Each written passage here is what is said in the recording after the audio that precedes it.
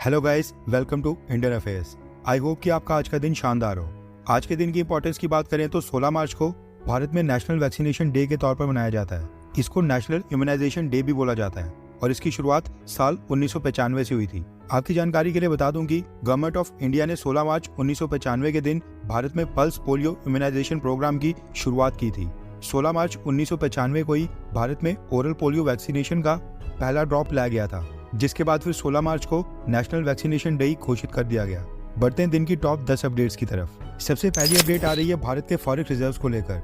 हर Friday की तरह पिछले कल भी रिजर्व बैंक ऑफ इंडिया ने पिछले एक हफ्ते के फॉरेक्स रिजर्व्स का डेटा रिलीज कर दिया है। आरबीआई द्वारा रिलीज डेटा के मुताबिक पिछले एक हफ्ते में भारत के फॉरेक्स रिजर्व्स में 10.47 बिलियन डॉलर्स की बढ़ोतरी देखने को मिली है। पिछले हफ्ते भारत के फॉरेक्स रिजर्व्स 625 बिलियन डॉलर्स थे, लेकिन अब 10 बिलियन डॉलर्स की बढ़ोतरी के बाद हमारे फॉरेक्स रिजर्व्स 636.1 बिलियन डॉलर्स तक पहुंच गए हैं। वैसे देखा जाए तो 10 बिलियन डॉलर्स वाकई में बहुत ही ह्यूज जंप है, और अगर हम लाइफ टाइम हाईएस्ट फिगर की बात करें तो उसके भी हम काफी क्लोज हैं। अक्टूबर 2021 में भारत के फॉरेक्स रिजर्व्स 645 बिलियन डॉलर्स तक पहुंच गए थे, मगर उसके बाद लगातार गिरावट आ रही थी। लेकिन साल 2024 में अब हम एक बार फिर से 645 बिलियन डॉलर्स के फिगर के काफी क्लोज आ गए। एंड आई होप कि ये ग्रोथ बरकरार रहे और फॉरेन एक्सचेंज रिजर्व्स के मामले में हम नया लाइफ टाइम हाईएस्ट बनाएं। आज की दूसरी अपडेट आ रही है चाइना और भारत को लेकर। रिपोर्ट के मुताबिक पिछले कल चाइना की पीपल लिबरेशन आर्मी ने भारत के लद्दाख रीजन के पास अपनी बाउंड्री में एक लाइव फायर ड्रिल्स की हैं। ये ड्रिल्स भारत के अक्साई चीन रीजन में काराकोरम माउंटेन रेंज में की गई थी, जो कि लद्दाख एलएसी से मात्र कुछ ही किलोमीटर की दूरी पर है। इसकी जानकारी देते हुए पीपल लिबरेशन आर्मी ने यह भी बताया कि उन्होंने इस लाइव फायर एक्सरसाइज में इस चीज की प्रैक्टिस की कि अगर एनिमी का एयरक्राफ्ट सबसोनिक स्पीड से चाइनीज टेरिटरी के अंदर घुसता है तो उसको कैसे डिटेक्ट करना है, और उसके बाद advance surface to air missile से उसके ऊपर हमला करके उसको कैसे नष्ट करना है। चाइना ने कहा कि उन्होंने अपनी इस एक्सरसाइज में सारे ऑब्जेक्टिव्स को अचीव किया और एनिमी के एयरक्राफ्ट को सक्सेसफुली हिट भी किया। आज की तीसरी अपडेट आ रही है भारत की फार्मास्यूटिकल कंपनीज को लेकर। दरअसल भारत की फार्मा कंपनीज डॉक्टर्स को कई सारे गिफ्ट्स देती हैं। आईफोन, आईपैड, लैपटॉप्स जैसे कई सारे गैजेट्स भी दिया करती हैं। कई बार तो डॉक्टर्स की फॉरेन ट्रिप्स को भी स्पॉन्सर करती हैं, जिसके बदले में फिर डॉक्टर्स अपनी प्रिस्क्रिप्शन में उसी कंपनी की दवाइयों का नाम लिखते हैं।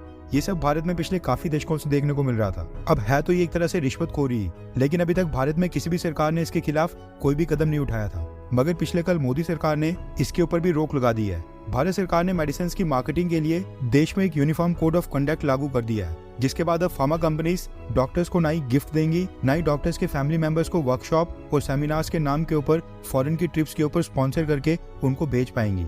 ना ही डॉक्टर्स के प्राइवेट एक्सपेंसेस जैसे कि महंगे होटल्स के बिल आज के बाद फार्मा कंपनीज द्वारा भरे जाएंगे। सरकार का कहना है कि ये कदम डॉक्टर्स को टारगेट करने के लिए नहीं है, बल्कि इसलिए कि डॉक्टर्स अपने पर्चे के ऊपर जेन्युइन मेडिसिन का नाम लिखें, ना कि उन कंपनीज का जो उनको गिफ्ट दे रही हैं, क्योंकि वो गिफ्ट भी फार्मा कंपनीज अपनी जेब से नहीं देती हैं, बल्कि महंगी दवाइयों को बेचकर गरीब लोगों से वसूलती हैं। आज की चौथी अपडेट आ रही है बांग्लादेश और इंडियन नेवी को लेकर। दरअसल सोमालिया के पायरेट्स ने कुछ दिन पहले बांग्लादेश फ्लैग्ड एक कार्गो शिप को हाईजैक कर दिया था और उसको सोमालिया की तरफ ले जा रहे थे।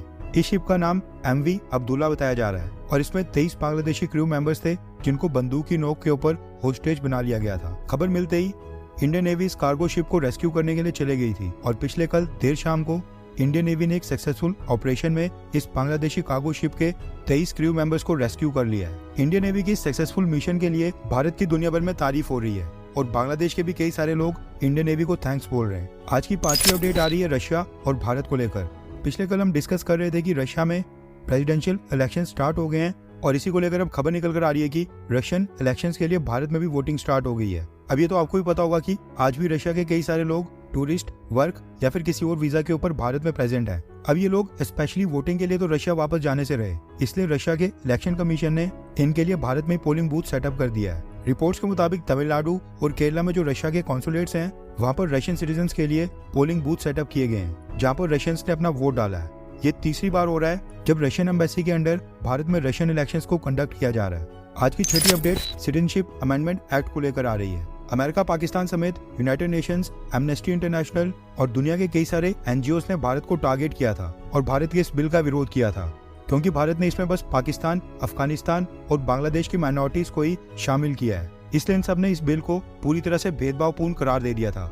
अब इन सबको हमारे गृह मंत्री अमित शाह जी ने करारा जवाब दिया है और पिछले कल देर शाम को एक स्टेटमेंट दी है, जिसमें उन्होंने कहा कि आजादी के समय पार्टीशन के बाद पाकिस्तान में 23% हिंदू आबादी थी, जो कि आज की डेट में मात्र 3.7% रह गई है। इसके साथ ही अमित शाह ने कहा कि 1951 में बांग्लादेश में भी 22% हिंदू आबादी थी, जबकि 2010 के सेंसस के मुताबिक अब बांग्लादेश में मात्र 10% ही हिंदू बचे हैं। और क्या पता आज 2024 में 7 से 8% ही बचे हों। जबकि अफगानिस्तान में तो इससे भी बुरा हाल है। 1992 में अफगानिस्तान में हिंदू और सिखों की आबादी 2 लाख के करीब थी, जबकि आज 2024 में मात्र 500 से कम लोग वहाँ पर हिंदू और सिख धर्म से हैं। आज की 7वीं अपडेट भी अफगानिस्तान से आ रही है, क्योंकि तालिबान ने भारत के सिटीजनशिप अमेंडमेंट एक्ट के ऊपर एक कमेंट किया है। दोहा में तालिबान के स्पोक्सपर्सन और पॉलिटिकल हेड सुहेल शाहीन ने स्टेटमेंट में कहा है कि भारत को सभी धर्म के लोगों को इस सिटीजनशिप अमेंडमेंट एक्ट में शामिल करना चाहिए था, फिर चाहे वो हिंदू हों, सिख हों या फिर मुसलमान ही क्यों ना हो।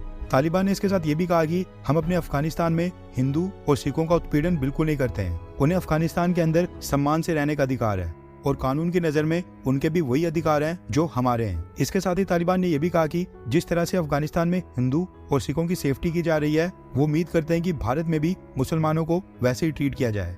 यानी अब हमें तालिबान से सीखना पड़ेगा कि माइनॉरिटीज के साथ हमें कैसा बर्ताव करना है। आज की 8वीं अपडेट आ रही है रशिया को लेकर। रिपोर्ट के मुताबिक रशिया भारत की सरकार से डिमांड कर रहा है कि भारत रशिया के साथ mutual recognition of academic degrees act sign कर ले।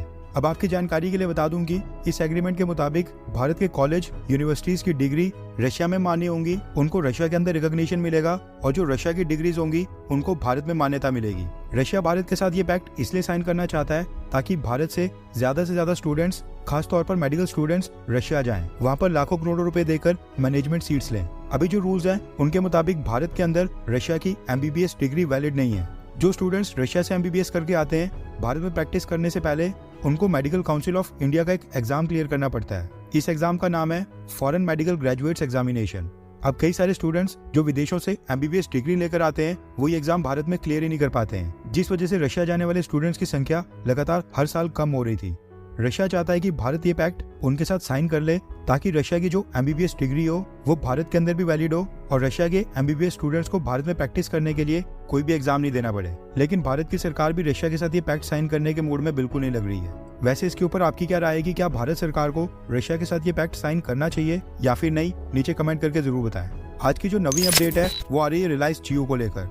आयुष भटनागर, जो कि जियो प्लेटफॉर्म्स लिमिटेड के सीनियर वाइस प्रेसिडेंट हैं, उन्होंने पिछले कल ये जानकारी दी है कि जियो कंपनी ने 6G कम्युनिकेशंस के लिए 6G कोड डेवलपमेंट का काम ऑलरेडी स्टार्ट कर दिया है। एक इंडस्ट्रियल इवेंट में हिस्सा लेते हुए उन्होंने ये जानकारी दी है कि रिलायंस जियो भारत में सबसे पहले 6G लॉन्च करने की ओर तेजी से बढ़ रही है। वैसे अच्छा होगा कि एयरटेल, जियो, वोडाफोन आइडिया, ये सारी टेलीकॉम कंपनीज भारत में पहले 5G की स्पीड को ही बढ़ा दें, वही हमारे लिए आसान होगा। 5G के नाम के ऊपर ये कंपनीज भारत को 4G की स्पीड देती हैं। और बात करते हैं 6G की। वैसे क्या आपको आपके एरिया में 5G की प्रॉपर स्पीड मिल रही है? नीचे कमेंट करके जरूर बताएं।